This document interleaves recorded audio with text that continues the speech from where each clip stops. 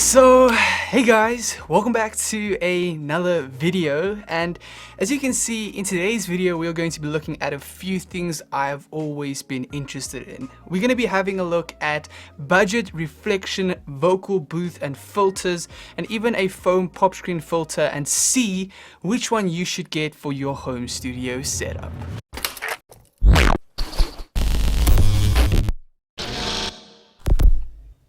So before we jump into things, I'd first like to ask you to please smash that subscribe button down below if you haven't already, and also give this video a thumbs up as it really helps out the channel. And then if you end up being interested in any of these items after watching this video, I have left some links down in the description below. And then last but not least, make sure you hang around all the way till the end of this video, because I'm obviously going to be doing a sound test comparison between each of these items with a talking test and a singing test. And then right at the end, I'm going to go through each one in terms of setup, look and design, and overall sound quality, and hopefully help you pick the perfect one for your home studio setup. But without any further ado, let me stop talking and get straight into things and have a look at what these products are all about. The first portable isolation booth we're going to have a look at is the TroyStudio Vocal Booth box. Costing around $45, the booth comes as a rectangular fold-out design, size 12 inches by 15 inches with a depth of 12 inches that should fit most mics. The item includes 5 separate acoustic panels that strap into each side of the box. The booth is then lowered onto an additional stand connecting rest, which keeps its height constant. After everything is all set up, your microphone connects to the stand as normal, with the microphone cable leading out on the side of the box, keeping things clean and functional. The next portable isolation booth we're going to have a look at is the Codn Isolation Shield Kit. Costing around $40, this kit includes a desk tripod stand, a pop filter, and a fold-out reflection filter. In terms of putting it all together, the tripod stand connects to the reflection filter and the pop filter connects to the tripod stand. From there you connect your microphone, place the pop filter in front of the capsule, and you're ready to go. And the final reflection filter booth we're going to have a look at is the Melon Audio Foam Pop Filter. Costing around $50, this foam pop filter comes in a circular ball-shaped design with an average foam thickness of 2.5 inches. This unique design allows for the fitting of a pop filter in the front, creating a total chamber around your microphone. In terms of setting it up, the foam ball includes a spacing to slide your microphone in place, so no need to remove anything from the stand. As soon as you've placed it correctly, place in the pop filter and you're ready to go.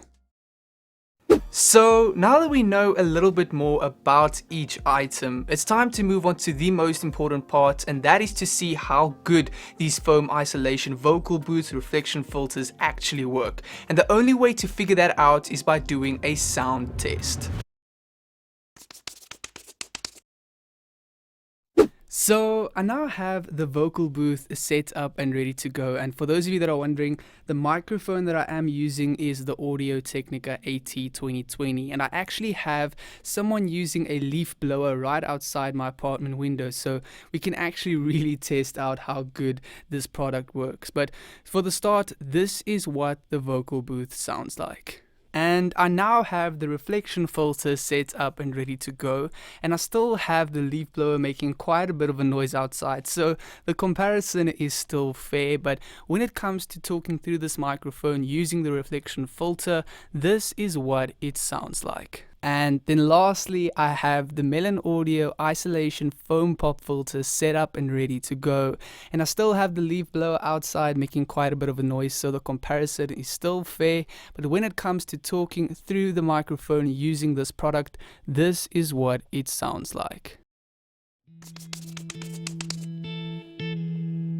When the night has come and the land is dark and the moon is the only light we'll see. No, I won't be afraid. No, I won't shed a tear, just as long as you stand by me. Oh darling, darling, stand by me. No, stand by me. Oh, stand by me now. Stand by me. Okay, so we've now gone through each of these items in terms of their overall look and design, how they set up, and their overall vocal quality with this kind of acoustic treatment design in the vocal booth, reflection filter, and the foam isolation pop shield. And I must say that overall for the price, I do think they do a really cool job. You aren't going to be able to pick all three of them because when you're recording vocals, you obviously can only use one at a time. So the question is, which one do you take for your home studio setup? And to help you make that final decision, I'm going to rate these items individually from the look and design, the time it takes to set them up, and how difficult it is to set each one up. Obviously, the vocal quality that you get with each one. And then last but not least, the portability of each item. These are for me the most important things to look at to really get what you need out of an item like this for your home studio setup.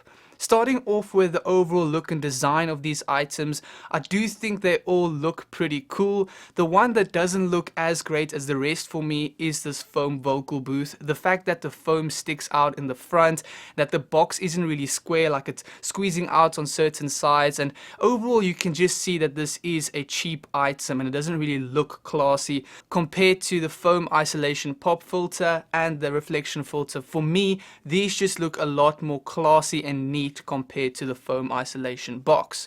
For my final rating focused on look and design, in last place I'm going to have the vocal booth, in second place I'm going to have the foam isolation pop filter, and in first place I'm going to go with the reflection filter. Moving on to my rating of the setup and set down process of each of these items and how long it takes to really get started. In last place, again, I'm going to have to go with the vocal booth, mainly because the foam comes compressed, which means you have to try and put it in water and get it to soak out and really stand out, and sometimes it doesn't even work too well, so it really does take some time to put all of this together. Plus the whole process of putting them inside these with the elastics is also quite a tedious process, so putting it all together, this definitely has to be in last place.